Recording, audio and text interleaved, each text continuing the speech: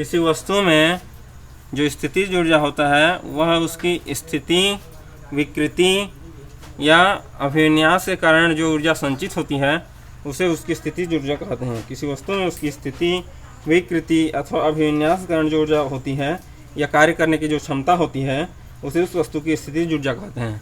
इसको यू से, potential energy को यू से, ई पी से या फिर पी ई से रिप्रेजेंट करते हैं, पोटेंशियल एनर्जी। इसका निरूपण इस तरीके से किया जाता है। एग्जाम्पल्स देखें स्थितिज ऊर्जा से संबंधित, तो जैसे बांध में जो पानी रुका हुआ होता है, अगर जब हम उसका गेट खोलते हैं तो पानी में स्थितिज ऊर्जा जो संचित होती है वह स्थितिज ऊर्जा टरबाइन को घुमाने का कार्य करती है, जिससे विद्युत ऊर्जा के रूप में हम स्थितिज ऊर्जा को कन्वर्ट करते हैं। अर्थात यहाँ पर पानी में, बांध के पानी में स्थितिज ऊर्जा संचित होती है, वह स्थितिज ऊर्जा टरबाइन को घुमाने का कार्य करती है, जिससे कि विद्युत ऊर्जा प्राप्त होती है। दूसरा, जैसे हम किसी धनुष से तीर छोड़ना चाहते हैं तो जो रस्सी तनी हुई होती है, जितना अधिक हम तनते हैं उसको, जितना अधिक खींचते हैं उतनी ही अधिक कार्य करना पड़ता है उसको खींचने के लिए। तो यह कार्य जो है उस तीर में स्थितिज ऊर्जा के रूप में संचित होती है, और जैसे ही हम छोड़ते हैं वह स्थितिज ऊर्जा गतिज ऊर्जा में परिवर्तित होकर टारगेट को हिट करती है। तो यहाँ पर जो तनी हुई डोरी के कारण जो स्थितिज जो ऊर्जा जो कार्य करने की क्षमता होती है वह स्थितिज ऊर्जा कहलाती है। उसी प्रकार किसी वस्तु को हम ऊपर की ओर फेंकें तो गुरुत्व के विपरीत विरुद्ध कार्य करना पड़ता है। तो गुरुत्व के जो विरुद्ध जितना कार्य करना पड़ता है वह उसमें स्थितिज ऊर्जा के रूप में संचित हो जाता है। और इसी का एक एग्जाम्पल है जैसे फल में स्थितिज ऊर्जा गुरुत्व के विरुद्ध स्थितिज ऊर्जा रहती है। जैसे ही फल टूटता है वह गुरुत्व के अधीन नीचे की ओर गिरता है, तो वह स्थितिज ऊर्जा गतिज ऊर्जा में कन्वर्ट होती है और नीचे की ओर गिरती है। तो ये सारे एग्जांपल्स हैं स्थितिज ऊर्जा के। स्थितिज ऊर्जा के प्रकार देखते हैं, स्थितिज ऊर्जा के रूप देखते हैं। रूप स्थितिज ऊर्जा के कई रूप हैं, जैसे है गुरुत्वीय स्थितिज ऊर्जा। जैसा कि अभी हमने बात किया, गुरुत्वीय स्थितिज ऊर्जा मतलब गुरुत्व के विरुद्ध किया गया कार्य के कारण जो ऊर्जा संचित होती है वह गुरुत्वीय स्थितिज ऊर्जा कहलाती है। मतलब किसी वस्तु को पृथ्वी की सतह से ऊपर उठाया जाता है तो गुरुत्वीय बल के विरुद्ध कार्य करना पड़ता है। यह कार्य वस्तु में स्थितिज ऊर्जा के रूप में संचित हो जाती है, इसे गुरुत्वीय स्थितिज ऊर्जा कहते हैं। दूसरा है प्रत्यास्थ स्थितिज ऊर्जा। प्रत्यास्थता का मतलब समझते हैं, वह अपनी वर्तमान स्थिति में आने का प्रयास करेगा। मतलब उसको अगर खींच दें या दबा दें, जैसे स्प्रिंग को देखें, स्प्रिंग को अगर खींच देते हैं या दबा देते हैं तो वह अपनी माध्य स्थिति में आने का प्रयास करेगा, तो यह उसके प्रत्यास्थता का गुण कहलाता है। तो प्रत्यास्थ स्थितिज ऊर्जा में आ जाएगा जैसे किसी वस्तु से उसकी प्रत्यास्थता के गुण के कारण स्थितिज ऊर्जा होती है, उसे उसकी प्रत्यास्थ स्थितिज ऊर्जा कहते हैं। जैसे स्प्रिंग में उसकी प्रत्यास्थता के कारण माध्य स्थिति में आने का गुण होता है उसको खींचने या दबाने पर, तो यह गुण जो है प्रत्यास्थ स्थितिज ऊर्जा कहलाएगी। और है वैद्युत स्थितिज ऊर्जा। दो आयसों के मध्य लगने वाले बल, आकर्षण बल या प्रतिकर्षण बल, इस बल को स्थितिज ऊर्जा के रूप में देखा जा सकता है। अब हम देखते हैं स्थितिज ऊर्जा की माप। स्थितिज ऊर्जा की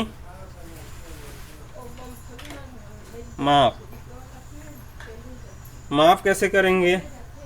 किसी वस्तु की स्थितिज ऊर्जा की माप कार्य के उस परिमाण से की जाती है जिसे वह वस्तु सामान्य स्थिति से वर्तमान स्थिति तक आने में अथवा वर्तमान स्थिति से सामान्य स्थिति तक आने तक कर सकती है। अर्थात जैसे बांध का एग्जाम्पल देखें, बांध का पानी है, भरा हुआ है बांध पानी से, और यदि इसका गेट खोल दिया जाए तो इसके कारण जो स्थितिज ऊर्जा संचित होती है पानी में, वह यहाँ पर लगे हुए टरबाइन को घुमाती है, प्रयास नहीं घुमाती है, तो यह स्थितिज ऊर्जा विद्युत ऊर्जा के रूप में कन्वर्ट होती है। तो ये उसकी एक स्थिति से दूसरी स्थिति में परिवर्तन हो रहा है। तो ये कितना अधिक घुमा रही है और कितना अधिक विद्युत ऊर्जा उत्पन्न हो रही है, इसकी माप कर हम बता सकते हैं कि बांध के पानी में जो स्थितिज ऊर्जा है वो कितनी है। ठीक, गुरुत्वीय स्थितिज ऊर्जा की गणना करते हैं। तो गुरुत्वीय स्थितिज ऊर्जा की गणना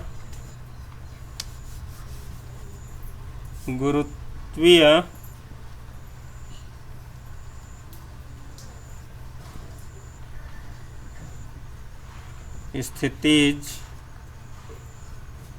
ऊर्जा। गुरुत्वीय स्थितिज ऊर्जा क्या है? मान लो किसी वस्तु को h ऊंचाई तक उठाते हैं तो विरुद्ध किसके विरुद्ध बल, किसके अगेंस्ट कार्य करना पड़ता है? इसके गुरुत्व के, पृथ्वी के गुरुत्व के विरुद्ध कार्य करना पड़ता है। तो जितना कार्य करना पड़ता है वह उसमें गुरुत्वीय स्थितिज ऊर्जा के रूप में संचित हो जाती हैं। तो h ऊंचाई तक उठाने में इसके गुरुत्वीय बल mg के विरुद्ध कार्य करना पड़ेगा। mg नीचे की ओर लगेगा, लेकिन हमको इसके भार के विरुद्ध h ऊंचाई तक उठाते हैं तो कार्य बराबर क्या होगा? बल गुणित विस्थापन। तो यहाँ पर गुरुत्वीय स्थितिज ऊर्जा बराबर होगा बल गुणित विस्थापन। तो बल कितना है? F बराबर mg और विस्थापन कितना हुआ? h ऊंचाई तक, तो mgh। तो गुरुत्वीय स्थितिज ऊर्जा mgh होगी। यह गुरुत्वीय स्थितिज ऊर्जा के लिए व्यंजक है U बराबर mgh। इस प्रकार यदि पृथ्वी तल पर यदि h बराबर 0 ले लें अर्थात हाइट 0 होगा तो गुरुत्वीय स्थितिज ऊर्जा कितनी होगी? U। ये भी 0 होगा अर्थात पृथ्वी सतह पर गुरुत्वीय स्थितिज ऊर्जा का मान 0 होता है। पृथ्वी तल पर गुरुत्वीय स्थितिज ऊर्जा का मान 0 होता है। अब देखते हैं किसी स्प्रिंग की स्थितिज ऊर्जा।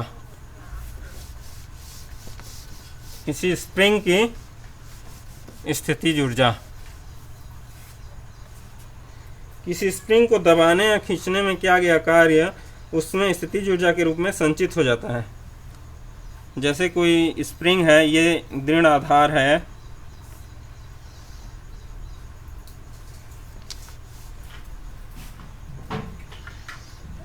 ये दृढ़ आधार है,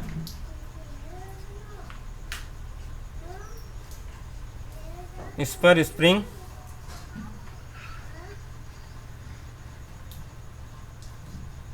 लगा हुआ है और इस पर एक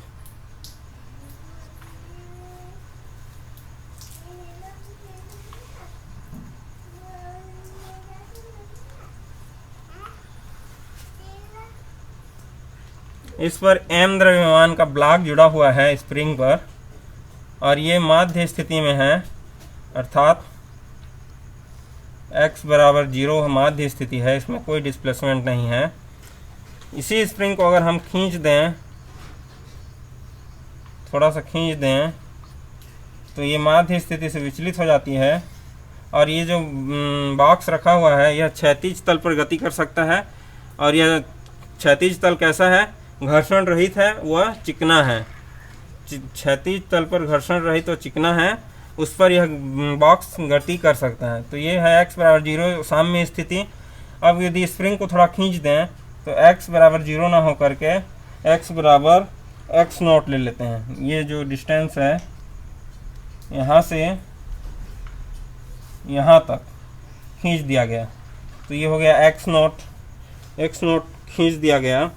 तब की स्थिति में क्या होगी? और एक स्थिति आएगी जब इसको दबा दिया गया, तो दबाने पर स्प्रिंग को दबा दिया गया तो ये माध्य स्थिति है x = 0 और यहाँ पर आ गया इसका, मान लो इसको थोड़ा सा और दबा देते हैं,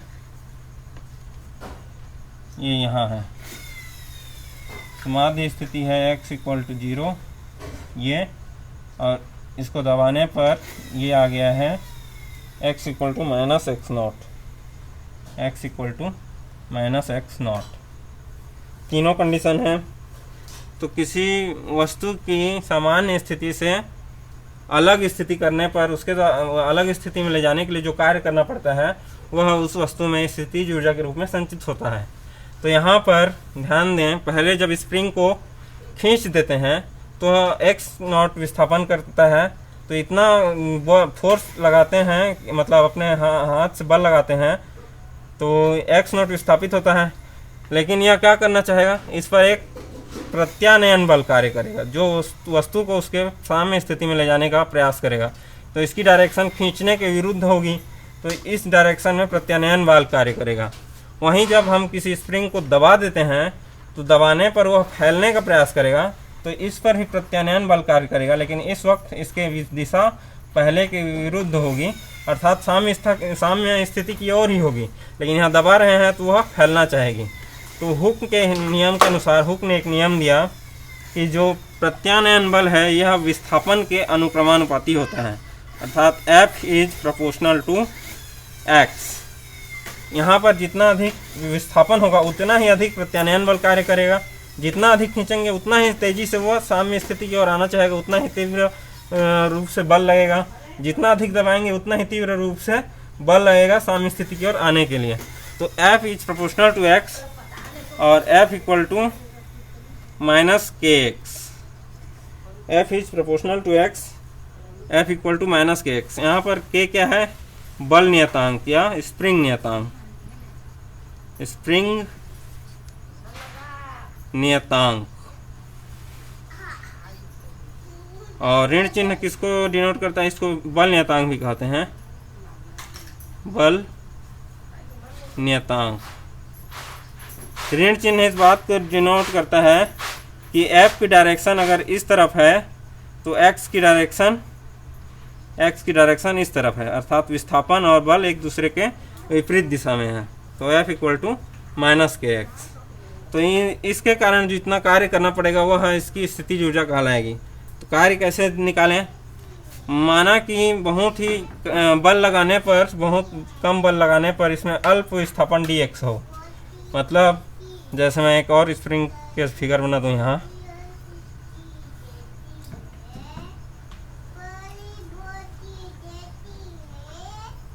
ये माध्य स्थिति है, ये माध्य स्थिति से अत्यंत कम विस्थापन डेल्टा x या फिर dx करें, dx हो रही है, dx बहुत कम विस्थापन। तो बहुत कम विस्थापन के लिए प्रत्यानयन बल का मान वही रहेगा F।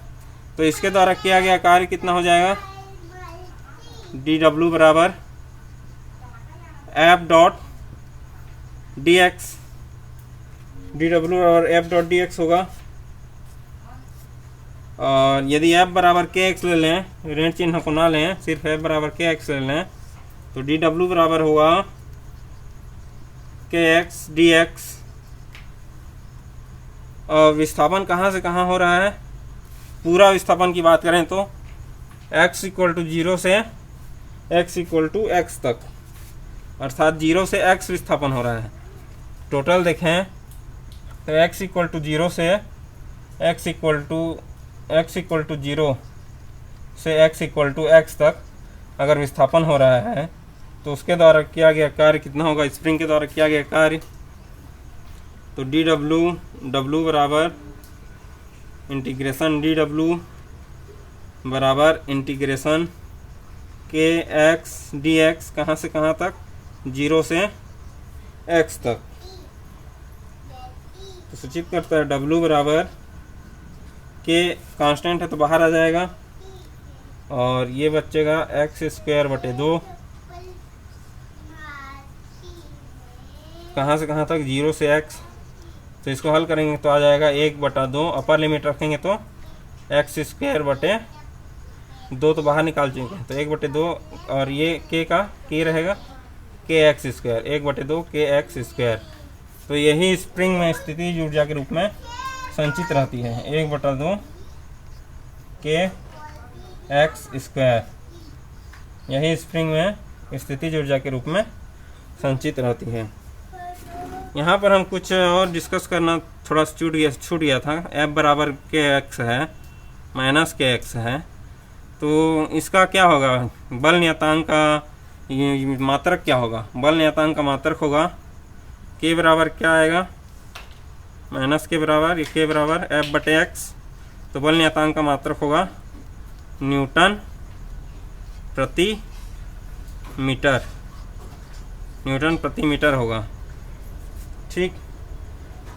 और विमीय सूत्र क्या होगा? विमीय सूत्र, बल का विमीय सूत्र क्या होता है? द्रव्यमान गुणित त्वरण m(L(T⁻²) बटे L, यानी कि आएगा स्प्रिंग नियतांक, बल नियतांक का विमीय सूत्र होगा m(L(0) T⁻²). और एक चीज़ और है, यदि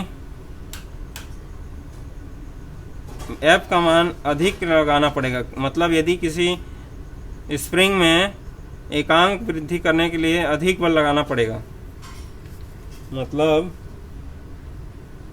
यदि किसी स्प्रिंग का स्प्रिंग नियतांक अधिक है तो उसकी लंबाई में वृद्धि करने के लिए अधिक बल लगाना पड़ेगा। यदि K का मान अधिक है तो उसकी लंबाई में वृद्धि करने के लिए अधिक बल लगाना पड़ेगा। यदि K का मान कम है तो उसकी लंबाई में वृद्धि के लिए कम बल लगाना पड़ेगा। इसलिए कह सकते हैं कि कड़े स्प्रिंग का स्प्रिंग नियतांक अधिक तथा नर्म स्प्रिंग का स्प्रिंग नियतांक थोड़ा होता है, कम होता है। ओके,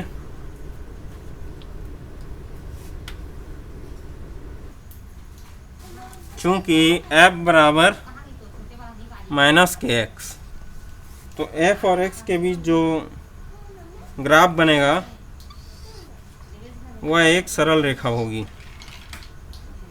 यदि यहाँ पर कोई बिंदु A है तो इसके सापेक्ष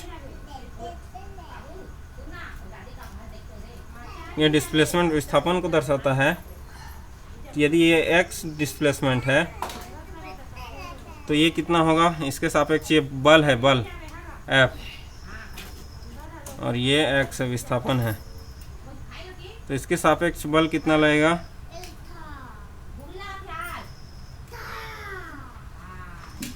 इसके सापेक्ष बल कितना होगा। यदि ये x है तो ये जो बल है वो कितना होगा, kx, F equal to kx लें अगर तो F इक्वल टू kx आएगा। ग्राफीय विधि से स्थितिज ऊर्जा का व्यंजक ज्ञात कर रहे हैं हम लोग, ग्राफीय विधि से स्थितिज ऊर्जा का व्यंजक। तो ये क्या है, एक A O, इस पॉइंट को दे दें और इसको B दे दें, तो x दूरी तक करने, यहाँ विस्थापन x दूरी तक विस्थापन करने के लिए कितना कार्य करना पड़ेगा, वो है इस एरिया के बराबर होगा। बल विस्थापन वक्र, ये बल विस्थापन वक्र है, बल विस्थापन वक्र, और x इक्वल टू 0 से x इक्वल टू x तक के x एक्सिस के एरिया के बराबर होगा। तो इस प्रकार स्प्रिंग को खींचने में क्या गया कार्य क्या होगा, इस त्रिभुज का क्षेत्रफल किया गया कार्य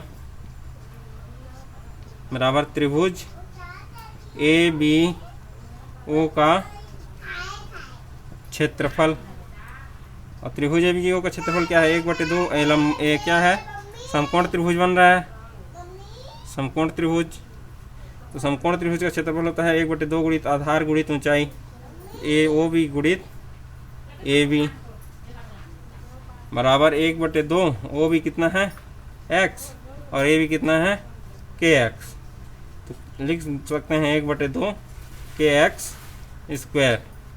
यह इसके द्वारा किए गए कार्य का व्यंजक है, अर्थात स्थितिज ऊर्जा है। मतलब बल विस्थापन वक्र में कोई बिंदु A लिए, A के संगत स्प्रिंग का विस्थापन x है तथा A के संगत स्प्रिंग का बल F बराबर kx होगा।